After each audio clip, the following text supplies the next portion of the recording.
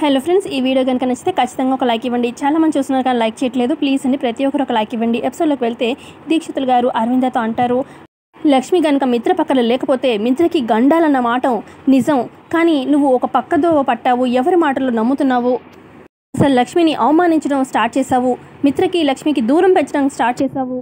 అసలు నువ్వు పక్కదో పట్టడానికి, లక్ష్మి మీద కోపం పెంచుకోవడానికి, లక్ష్మి పక్కనుంటేనే ఇంకా గండాలు అని నువ్వు ఇలా నమ్మడానికి కారణం ఇంకెవరో కాదు అని దీక్షితులు గారు మనీషాని చూస్తూ ఉంటారు. ఇక మనీష అయితే ఫుల్ టెన్షన్ పడిపోతూ ఉంటుంది. దీక్షితులు గారు ఎక్కడ నోరు విప్పి చెప్పేస్తారా తన పేరు అని చెప్పి పక్కన ఉన్న అంతా కూడా కంగారు పడుతూ ఉంటుంది. ఎవరు చెప్పండి అని చెప్పి అరవింద అంటూ ఉంటే అప్పుడు దీక్షితులు గారు చెప్తారు, ఎవరు కాదు, ఇదిగో నీ పక్కనున్న మనీషానే. అసలు నేను ఎక్కడ నోరు విప్పి నిజాలు చెప్తాను అని చెప్పి నన్ను ఇన్నాళ్ళు దాచిపెట్టింది కూడా ఇదిగో ఈ మనీషానే. లక్ష్మికి మిత్రకి దూరం పెంచాలి, ఇదిగో ఈ మనీష మిత్ర జీవితంలో దూరాలి అని చెప్పి ఇదంతా చేసింది నువ్వు గుడ్డిగా నమ్మావు చూడు, ఇదిగో ఈ మనీషానే అని చెప్పి చెప్పేస్తారనమాట దీక్షితులు గారు. ఇక దీక్షితులు గారు నిజం చెప్పడంతో ఇక అరవింద షాక్ అవుతుంది. ఇక పక్కనే ఉన్న మనీష ఇదంతా నిజమేనా? దీక్షితులు గారు చెప్తుందంతా నిజమేనా? నేను విన్నది నిజమేనా అని చెప్పి అంటూ ఉంటే అప్పుడు మనీష, అయినా ఈ ముసలోడు చెప్పేది ఆ మాటలు పట్టుకొని నమ్ముతారు అనగానే అప్పుడు అరవింద, ముసలోడు కాదు దీక్షితులు గారు, కొంచెం ఆయన వయసుకైనా మర్యాద ఇచ్చి మాట్లాడు. చూడు, నేను అడుగుతున్న ప్రశ్నకి సూటిగా సమాధానం చెప్పు, ఇదంతా చేసి నువ్వేనా అనగానే, అయ్యో ఈయనేదో మతి భ్రమించి ఇట్లా పిచ్చి పిచ్చిగా వాగుతున్నారు, ఇవన్నీ అబద్ధాలు చెప్తున్నారు అని చెప్పి మనీష అంటూ ఉంటే, ఆయన ఉన్నది ఉన్నట్టుగా చెప్తారు, ఆయన ఎప్పుడు ఎవరికి కూడా భయపడరు. నాకు అర్థమైపోతుంది, నేను అడుగుతున్న ప్రశ్నకి నువ్వు సూటిగా చెప్పకుండా అది ఇది దాటుతున్నావు చూడు మాట, దానికి అర్థమైపోతుంది ఇదంతా చేసింది నువ్వే అని చెప్పి ఇక అరవింద కోపంతో మనీషాని చంపకేసి కొడుతుంది. ఆంటీ అది అనగానే, మాట్లాడికిక నాకు అర్థమైపోయింది, అసలు నీలాంటి మేకవన్న పూలలు ఉన్నన్ని రోజులు లక్ష్మి లాంటి నిజాయితీ పరులని ఎవరూ అర్థం చేసుకోలేరు. అసలు లక్ష్మిని ఎంత ఇదిగా గుడ్డిగా అపార్థం చేసుకున్నాను నీ వల్ల, నీ మాటల వల్ల, నీ చేష్టల వల్ల. అసలు లక్ష్మి లాంటి మంచి అమ్మాయి మళ్ళీ నా ఇంటి కోడలైంది కాబట్టి సరిపోయింది, మిత్ర మనసులో స్థానం సంపాదించుకుంది కాబట్టి సరిపోయింది, లేదంటే ఇంకా ఎన్ని ఘోరాలు నా చేత చేయించేదానివో అని చెప్పి అరవింద తిడుతూ ఉంటుంది మనీషాని. ఇక ఆ కోపంలో 2-3 సార్లు చంపకేసి బాగానే కొడుతూ ఉంటుంది మనీషాని. ఏంటంటే ఇది, అసలు ఆ ముసలోడు చెప్పేది నమ్ముతున్నారు అనగానే, ఇంకా మాట్లాడకు, నీలాంటి వాళ్ళ వల్లే నేను ఎన్ని తప్పులు చేశానో నాకైతే అర్థమవుతుంది.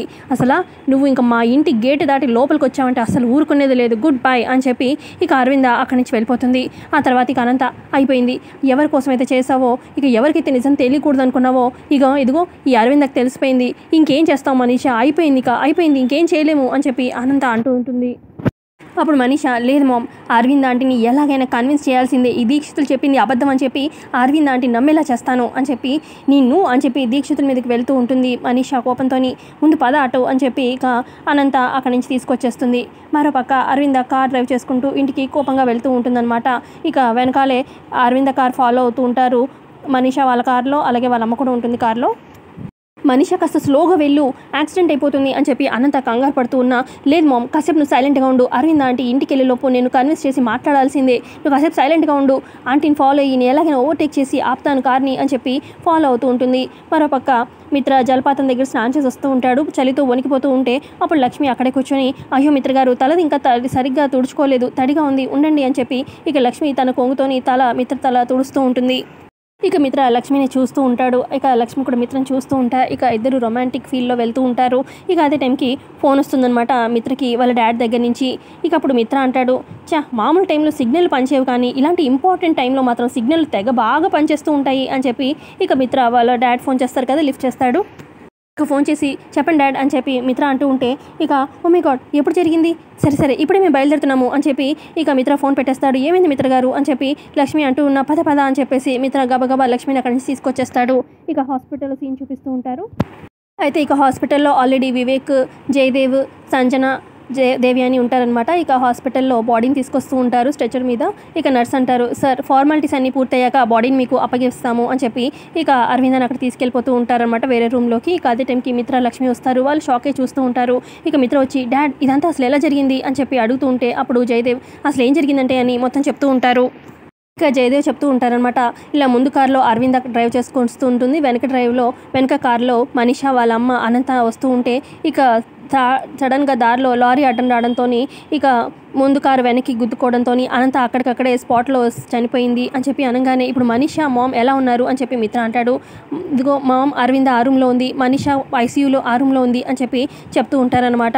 ఇక అప్పుడు లక్ష్మి నేను వెళ్ళి మనీషాని పలకరించి వస్తాను అని చెప్పి మనీషా ఉన్న గదిలోకి వెళ్తుంది. నువ్వు వెళ్ళి మామ్తో మాట్లాడు అని చెప్పి జయదేవ్ మిత్రతో చెప్పగానే ఇక మిత్ర అరవింద ఉన్న రూమ్లోకి వస్తూ ఉంటాడనమాట. ఇక అరవింద్ ఏమో జరిగింది అంత సీన్స్ తలుచుకుంటూ ఉంటుంది యాక్సిడెంట్ గురించి. ఇక మిత్రని మిత్రని చూడంగానే అరవింద చాలా బాధపడుతూ ఇక ఎమోషనల్గా అవుతూ ఉంటుంది. మిత్ర రాగానే ఇక మిత్రని హక్ చేసుకొని ఏడుస్తూ ఉంటుంది. అరవింద ఏంటి మామ్ ఎందుకంత భయపడుతున్నావు, ఏమైంది, నీకేం కాలేదు కదా అని చెప్పి మిత్ర అంటూ ఉంటే నాకేం కాలేదురా, కానీ ఆ యాక్సిడెంట్ ఏదో నేనేదో కావాలని చేశారని అందరూ అనుకుంటున్నారు, కానీ కారు అదుపు తప్పి అలా యాక్సిడెంట్ అయిపోయింది, నేనేది కావాలని చేయలేదురా, యాక్సిడెంట్ విషయంలో నాకు చాలా కంగారుగా భయంగా ఉంది అని చెప్పి అరవింద ఏడుస్తూ ఉంటుంది మిత్రతోని. మిత్ర అంటాడు మామ్ నువ్వేం టెన్షన్ తీసుకోకు, మనమేం కావాలని ప్లాన్ చేసి చేయించలేదు కదా, అది అలా జరగాలని ఉంది జరిగిపోయింది అని చెప్పి అంటూ ఉంటే లోపల జయదేవ్ కూడా వస్తారు. ఇది వరుస మీ అమ్మ చూడు ఎంత కంగారు పడుతుందో, ఇక పోలీసులు వస్తే ఏమవుతుందో అని చెప్పి నాకు కూడా కొంచెం కంగారుగానే ఉంది అని చెప్పి జయదేవ్ అంటూ ఉంటే అప్పుడు మిత్ర ఏం డాడ్ మామ్కి మీరే ధైర్యం చెప్పాల్సింది, మీరు కూడా ఇలాగా ధైర్యం కోల్పోతే ఎలాగా, ఏం కాదు అంతా నేను చూసుకుంటాను అన్నట్టుగా మిత్ర అంటూ ఉంటాడు. మరో పక్క లక్ష్మి వస్తుంది మనీషాని చూడ్డానికి. ఇక మనీషా కళ్ళు మూసుకొని అలా ఉంటుందన్నమాట దెబ్బలతోని. ఇక లక్ష్మి అలా చూసి వెళ్ళిపోతూ ఉంటే మనీషా లక్ష్మి చేపట్టుకొని ఆపుతుంది. ఏంటి ఇంకా నేను చచ్చానో బతికానో లేదో చూద్దామని వచ్చావా లక్ష్మి అని చెప్పి కళ్ళు తెరిచి మనీషా మాట్లాడుతూ ఉంటే అదేంటి అలా అంటావు మనీషా, నువ్వు ప్రాణాలతో ఉన్నావని బయట అందరూ సంతోషంగా ఉన్నారు అని చెప్పి లక్ష్మి అంటూ ఉంటే అసలు నా జీవితంలో ఏం దక్కిందని నేను సంతోషంగా ఉండాలి, మిత్రుడిని నువ్వు ఎగరేసుకుపోయావు, ప్రాణానికి ప్రేమించాను మిత్రుని, కానీ నా జీవితంలో ఏం మిగిలింది, మళ్ళీ తీసుకెళ్లి తాళి నీ మెల్లోనే కట్టాడు, అసలు మిత్రుడు నాకు దక్కుతాడు అనుకున్నాను దక్కలేదు, ఇప్పుడు చూస్తే మా అమ్మని కూడా కోల్పోయాను, అసలు ఏం బతుకున్నది అన్నట్టుగా మనీషా బాధపడుతూ ఉంటుంది. నా జీవితంలో ఇన్ని అనర్థాలు జరగడానికి కారణం నువ్వు అని చెప్పి లక్ష్మిని బ్లేమ్ చేస్తూ ఉంటే నేనేలాగా అని చెప్పి లక్ష్మి అంటూ ఉంటే అవును నా జీవితంలో సంతోషం లేకుండా జరిగింది, ఇదంతా నీ వల్లే అని చెప్పి మనీషా అంటూ ఉంటే అది ఎంత దేవుడు లీల, దేవుడు ఇలా జరగాలని చెప్పి రాసిపెట్టుంది అంతే, ఇదంతా ఎవరు చేసింది కాదు అని చెప్పి లక్ష్మి అంటూ ఉంటే దేవుడు లేలు దోసకాయతో కూర అని చెప్పి ఏం చెప్పొద్దు, కోల్పోయింది నేను అని చెప్పి మనీషా అంటుంది.